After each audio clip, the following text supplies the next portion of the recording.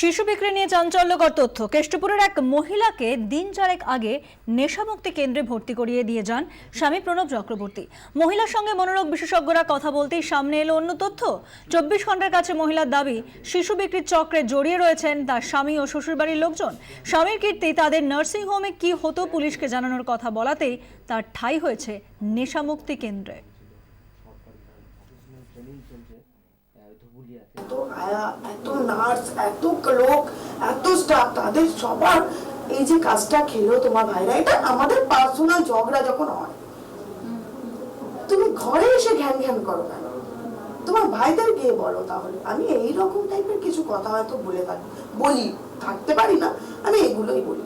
আর সেদিন তো তাই হচ্ছিল, ওরা যতদিন না রিকভার হবে, আমি বাড়ি গেলে বাই চান্স যদি বলে দিই না।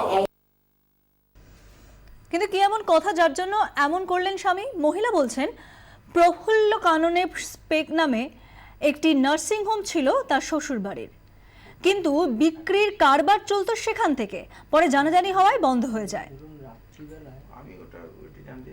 এই যে বাচ্চাগুলো যে হচ্ছে না, এই যে পাচার চক্র চলছে না, এবার প্রণয় তো ভাবছে যে আমাদের তো এককালীন স্পেক ছিল, বলা যায় না কোথা থেকে কোন সমস্যার সম্মুখীন হতে হবে। আবার অ্যাডপশন সেন্টার ছোট ছোট বেবিদের কালেক্ট করা হয়। কালেক্ট কোথা থেকে হয়?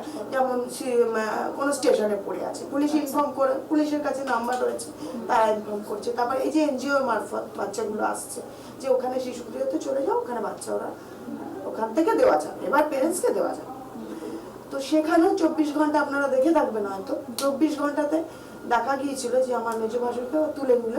এই কারণে কেন না, উনি একটা তো শিডিউল, একটা ব্যাপার আছে যে এই অ্যামাউন্টের ওভারকাম আমি করতে পারি না। তো উনি ডাইরেক্ট, উনি এবার একটা অ্যাসিস্ট্যান্ট ডেকেছে। মেজ ভাসুরের নাম কি? মলয় চক্রবর্তী, সেক্রেটারি। কিন্তু স্পেক তো ক্লোজ চ্যাপ্টার। তাহলে এত ভয় পেলেন কেন মহিলার স্বামী?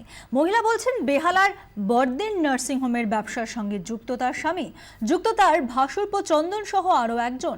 এরাই মহিলাকে নেশামুক্তি কেন্দ্রে এনেছেন। বড়দিন নার্সিং হোম থেকে দুটো বেবি আর দুটো প্যারেন্টসকে বেবি অ্যাডপ্ট পাইয়ে দিয়েছে। যে বড়দি ধরা পড়েছে, বুঝেছেন? এই জন্য পুতুল ব্যানার্জি বড়দিকে কিন্তু আমি দেখেছি একদিন এরকম সামনাসামনি গেছিলাম। সেদিন একটা সার্টিফিকেট আনার ছিল, একটা বাচ্চা ছিল রাজীবের, বেবি ছিল চন্দনের, রাজীবের, আর এ হচ্ছে চন্দন হচ্ছে বেবি, আর রাখার জায়গা কে কার? পুনা বড়দিকে তো এরা বললে রেসপন্স করবে না, চেনে না তো এদেরকে। বড়দি থেকে বাচ্চাটাকে নিয়ে ওরা লেনদেনটা করেছে। হ্যাঁ, বেবিটা কোথা থেকে আসছে হয়তো, এবার এরা তো আর জানে না বাচ্চাটাকে আদৌ মৃত বলে আনা হচ্ছে। এটার জন্য পুনা আফসোস করেছে আমার সামনে। চক্রের জাল আরো বড় করেছিল স্বামী প্রণব। সেজন্য মাঝে মধ্যে কৃষ্ণনগরও যেত সে। সেখানে মিনার্ভা নার্সিং হোমের জনৈক ডাক্তার চৌধুরীর সঙ্গে নাকি ব্যবসা নিয়ে ডিলও হয়ে গেছে প্রণবের। শুনে নিন তার স্ত্রীর মুখ থেকেই। একটা প্রপার্টি আছে না, সেই প্রপার্টিটা ও নিজের হোমটা খুলবে, যেখানে অনলি ফর ওরই হোমটা। কি নাম? হোমের নাম কি দেবে ওরা? একটা যেমন এটা শিশু গৃহ দিয়েছিল, ওখানে অ্যাডপশনই হবে। ওটাও যেমনি এরকম প্রপার অ্যাডপশন হচ্ছে, প্রপার লিগ্যালাইজ ব্যাপারটাই ওখানেও থাকে। ডাক্তারবাবু আছে মিনার্ভা যে হসপিটাল, আপনি হয়তো চিনবেন, পালপাড়া মিনার্ভা, ভীষণ বড় হসপিটাল কৃষ্ণনগর। ওই ডাক্তারবাবু বলেছেন যে তাহলে আমি তোমাকে জায়গা দেবো, সব দেবো, আমাদের বিজনেস যা 50-50 থাকবে। ডাক্তারবাবুর নাম চৌধুরী। স্ত্রীর কোনো অভিযোগে অবশ্য মানছেন না প্রণব চক্রবর্তী। তিনি কি বলছেন শুনে নিন। অ্যাবসলিউটলি মিথ্যে। এটাও বলবেন আমার সামনে। আপনি যদি দাঁড় করান, বলবে আমার কর্মজগৎটা যদি এক্সপায়ার করে থাকে, তো ওই করেছে। আমার একটা গভর্নমেন্টের হোম ছিল, সরকারি হোম, সেটা বন্ধ হয়ে যায়। বন্ধ হওয়ার পরে আমি একদম সিম্পল একটা লাইফ লিড করি, অতি একটা সাধারণ। আমি যত পয়সা রোজগার করি না, ভালো মন্দ খারাপ আমি সব বুঝি। আমার নিজের কাজে আমি কৃষ্ণনগর যাই, আমি উজ্জ্বল বিশ্বাস যে কারিগরি শিক্ষামন্ত্রী কিছু কিছু প্রজেক্টের কাজও করি। হ্যাঁ, ওর কাজে যাই, ও জানে সেটা, ঠিক আছে। আমার কিছু ভোকেশনাল ট্রেনিং চলছে ধুবুলিয়াতে, ধুবুলিয়ার প্রোগ্রামগুলো আমি করি। মহিলার অভিযোগের ভিত্তিতে তার তৎপর হয়েছে ওই নেশামুক্তি কেন্দ্র। ইতিমধ্যেই সিআইডির দ্বারস্থ হয়েছে ওই সংস্থা।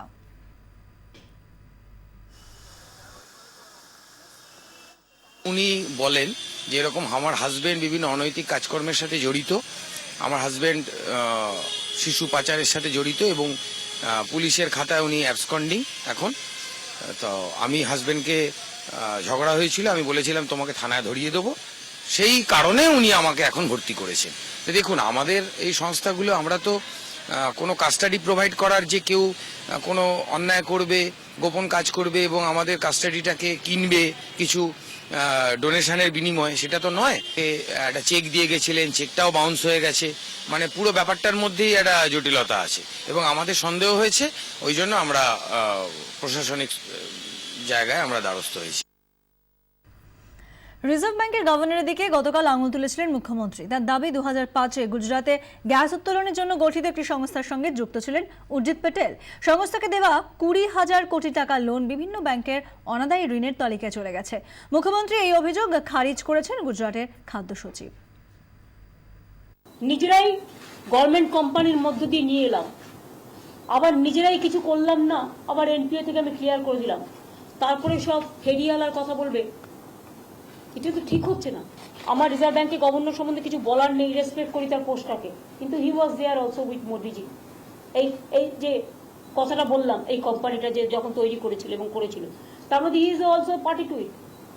তার পক্ষে মোদিজিকে কন্ট্রাডিক্ট করে কোনো কথা বলা সম্ভব কি? कंपनी ने प्रोजेक्ट पूरा किया है, पाइपलाइन बिछाई है, प्लेटफॉर्म बना है, प्रोडक्शन शुरू हुआ है।